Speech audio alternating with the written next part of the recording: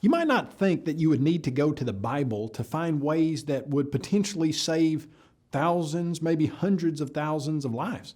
Fact of the matter is, if it were a book that were written by humans, that probably wouldn't be the case if it had been written, much of it, in 1450 BC. But what we find out is that there's something in the Bible called scientific foreknowledge. It's kind of a technical term, but what it really simply means is that there are scientific pieces of information. The people who wrote them simply could not have known how valuable, how important, how light years ahead of their time they were.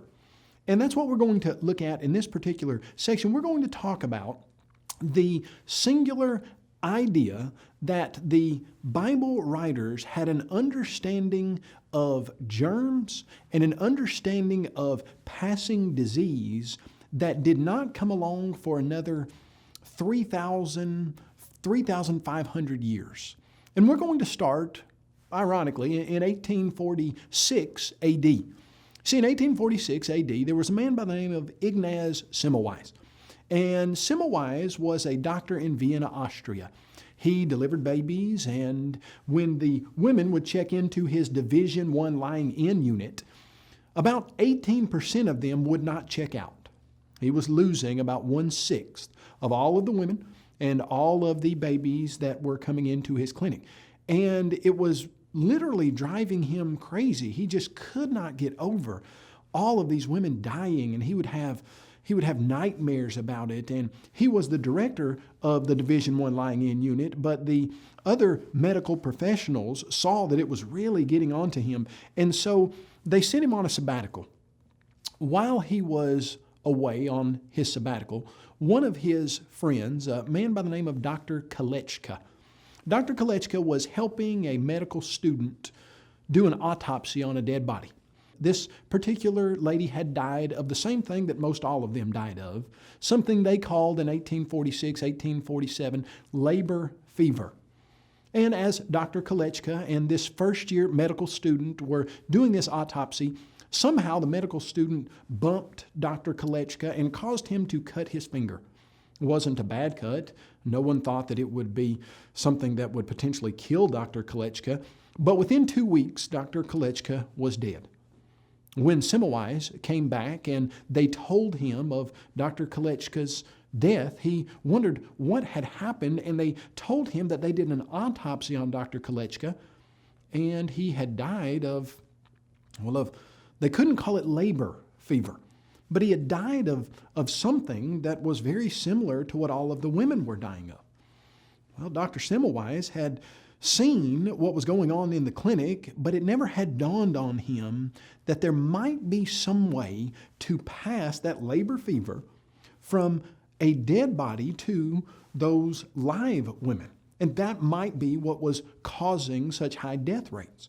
You see, up until this point, when Dr. Semmelweis had asked the other doctors and medical professionals and people who were in the hospital what was causing the death rate, basically they said that there was something like a miasma, a dark cloud of, for lack of a better term, bad luck that would be over the hospital when these women would come in to give birth.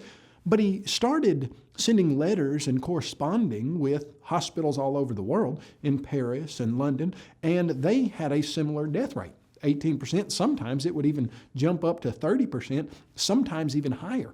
And so he thought to himself, well, there's no way that there are miasmas all over the world, all over these particular hospitals. Surely there's got to be something else.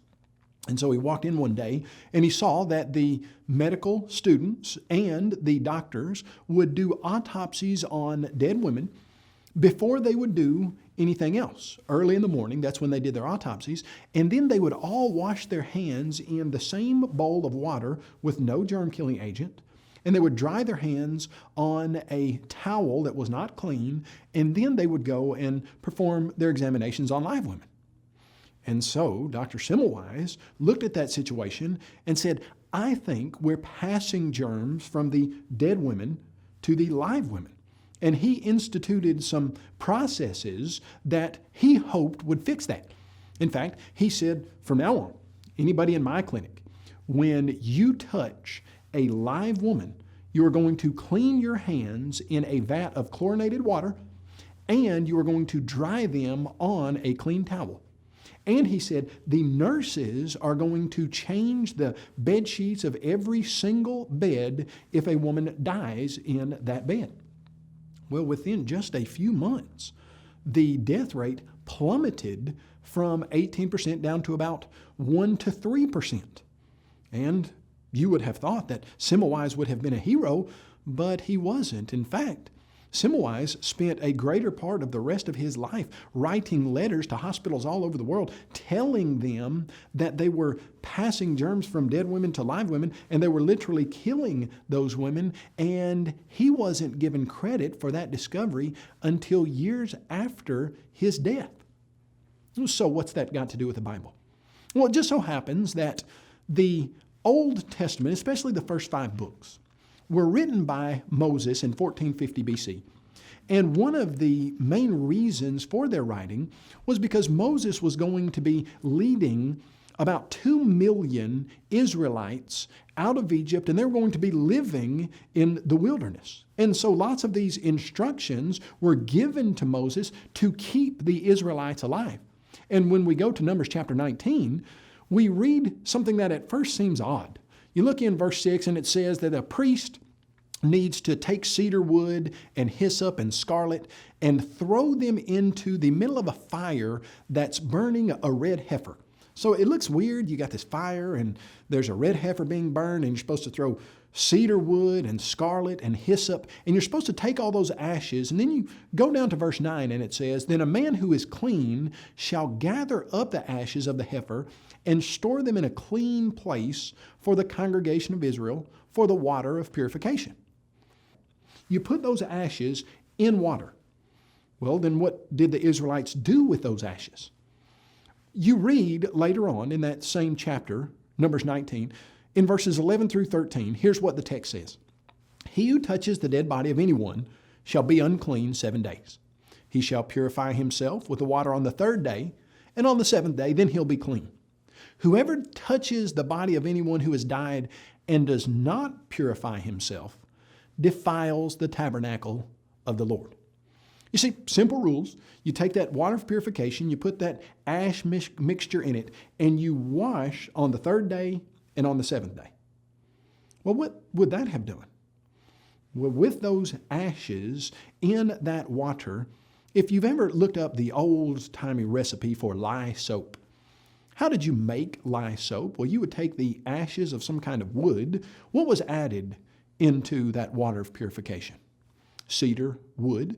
So you had lye being produced by that ash and water mixture, and then you were supposed to put scarlet in that mixture. Scarlet what? Scarlet wool it's talking about there. So that wool would have burned into tiny wool fibers, and so when you put that in the water of purification, it would have made lye, and those wool fibers would have made it so that a person would have to scrub to get it off of their skin.